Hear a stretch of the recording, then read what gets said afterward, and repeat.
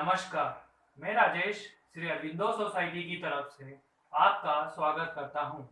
हम आपको शिक्षा में शून्य निवेश नवाचार कार्यक्रम ZIIEI द्वारा संकलित रोचक नवाचार के बारे में बताएंगे। हम इनोवेटिव पाठशाला के अंतर्गत NCERT की कक्षा 3 की EVS विषय की पुस्तक के पाठ 21 तरह तरह के परिवार में शब्द सागर नवाचार का क्रियान्वयन इस वीडियो में हम देखेंगे। सबसे पहले मैं आपको इस पाठ का सारांश बताना चाहता हूँ।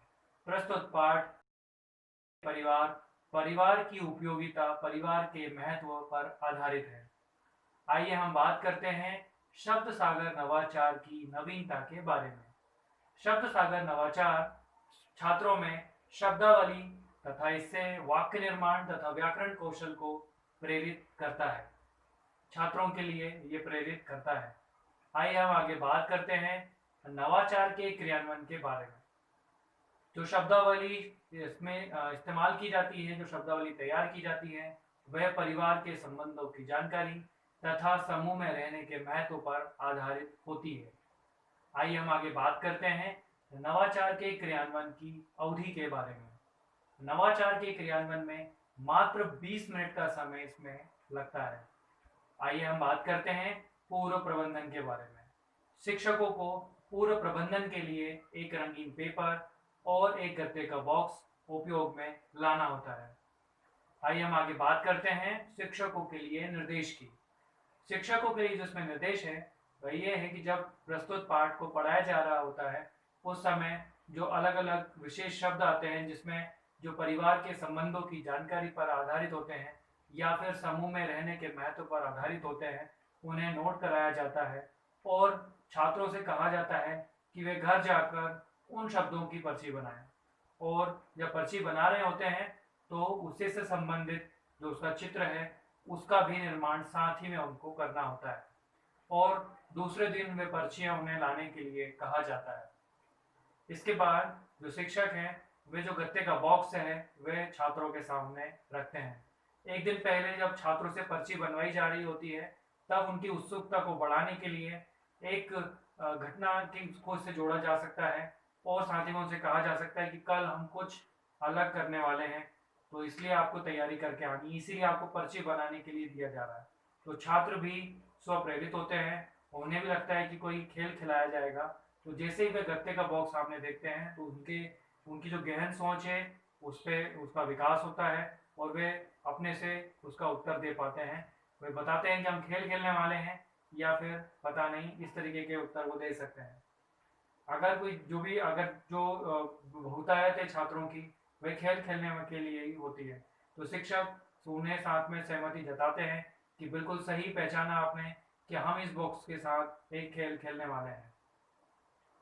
इसके पश्चात फिर जो शिक्षक हैं वे इस घटना को आगे बढ़ाते हैं, इस चित्रण को और आगे बढ़ाते हैं और उसके बाद छात्रों से कहते हैं, छात्रों से उसे जो बॉक्स है उसे सजवाते हैं और इसके बाद एक छात्रों को बुलाकर इस बॉक्स पर शब्द सागर लिखवा लिया जाता है। शब्द सागर लिखवाने के बाद उसके पश्चात फिर जो पर्चियां थी जो एक दिन पहले बनाने के लिए कहा गया था उन सारी पर्चियों को उस बॉक्स में डाल दिया जाता है और इसके बाद एक एक कर छात्रों को बुलाया जाता है। आइए हम इसे उदाहरण के साथ समझते हैं।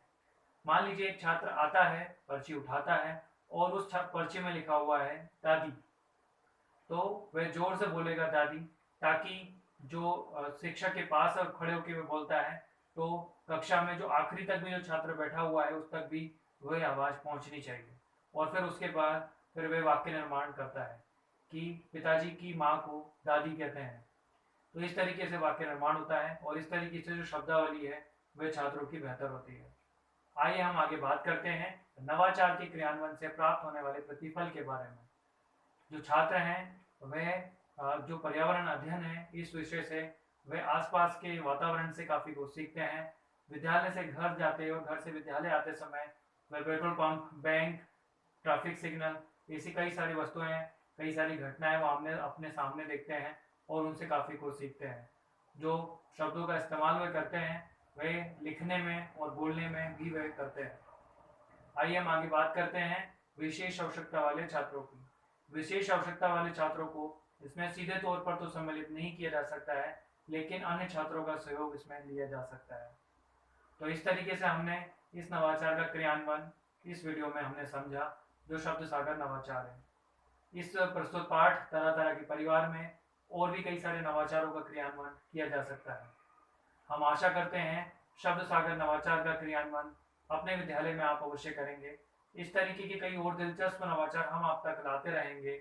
आपसे अनुरोध है, आप हमारा YouTube चैनल जरूर सब्सक्राइब करें। यदि इस वीडियो को आप Facebook पर देख रहे हैं तो हमारा पेज ZIAEI जरूर लाइक करें। इस वीडियो में डिस्क्रिप्शन में एक लिंक दिया गया है, जिस पर क्लिक कर आप इनोवेटिव पाठशाला ऐप डाउनलोड कर सकते हैं। इस वीडियो को देखने के लिए और लाइक करने के लिए आपका बहुत बहुत धन्यवाद।